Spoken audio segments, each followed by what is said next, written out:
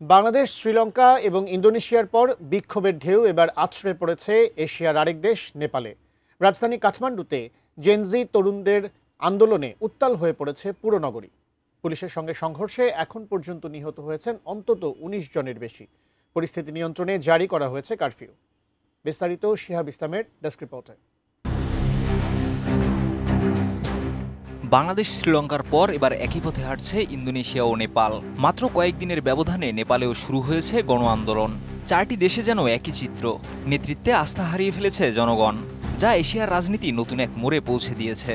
যেখানেই পুরনো শাসন ব্যবস্থার ভিত্তি দুর্বল, সেখানেই জন্ম নিচ্ছে নতুন আন্দোলনের ঢেউ।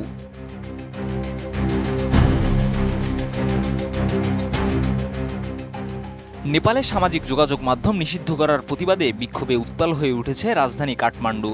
সোমবার সকালে তরুণ প্রজন্ম, বিশেষ করে জেনারেশন জি, রাজপথে নেমে আসে সরকারের সিদ্ধান্তের বিরুদ্ধে। পুলিশি বাধায় ছাত্রদের বিক্ষোভ রূপ নেয় সহিংসতায়। আমি বুঝি নির্মাণের শিল্প, সালাম স্টিল বোঝে ডিউরেবিলিটি। সালাম স্টিল, মোস্ট ডিউরেবল স্টিল।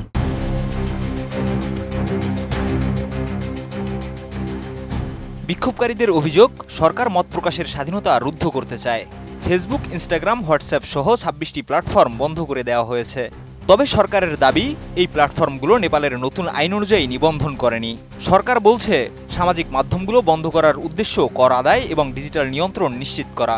কিন্তু বিশ্লেষকদের মতে এটি মূলত সমালোচনামূলক কন্টেন্ট বন্ধের প্রচেষ্টা।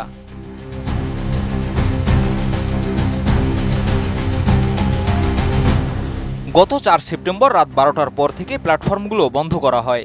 এরপর থেকেই দেশব্যাপী ক্ষোভ ছড়িয়ে পড়ে অনলাইন ও অফলাইনে।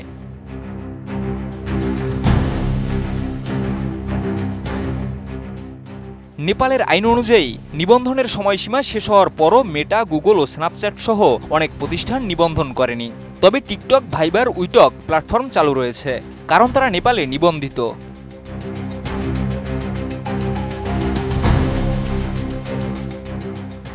নেপালের এই আন্দোলন শুধু ডিজিটাল স্বাধীনতার দাবিতে নয়, বরং এটি দুর্নীতির বিরুদ্ধে এবং একটি গণতান্ত্রিক সরকার প্রতিষ্ঠার লড়াই। তরুণ প্রজন্মের এই প্রতিবাদ এখন গোটা দেশের ভবিষ্যৎ রাজনীতিকে নাড়িয়ে দিতে পারে, কারণ তোপের মুখে পদত্যাগ করেছেন নেপালের স্বরাষ্ট্রমন্ত্রীও।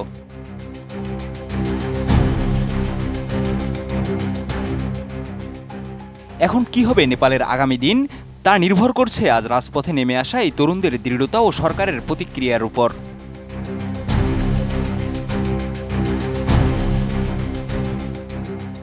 শিহাব ইসলাম, এটিএন নিউজ।